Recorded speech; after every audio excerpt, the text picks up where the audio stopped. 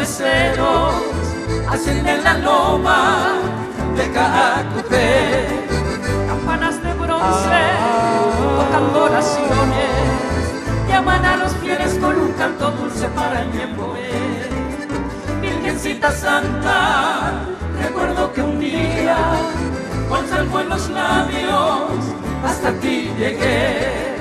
Y allí de rodillas en tu santuario, con fervor creyente como un peregrino yo también oré.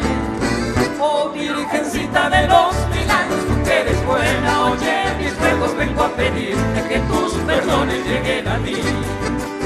Caudal de hechizos y de ternuras hay en tus ojos, que son azules como ese cielo que cubre el suelo donde nací.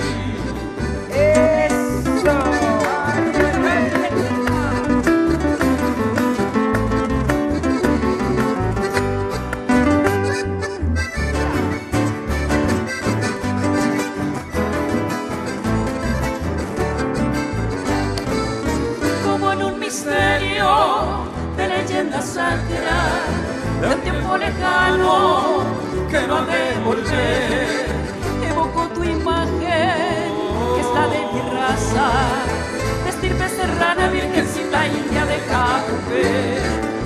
Un día quisieron llevarte muy lejos, pero en un milagro dijiste tomé. desde entonces ciego, creyente y sincero, tu pueblito humilde, virgencita santa, se postró a tus pies.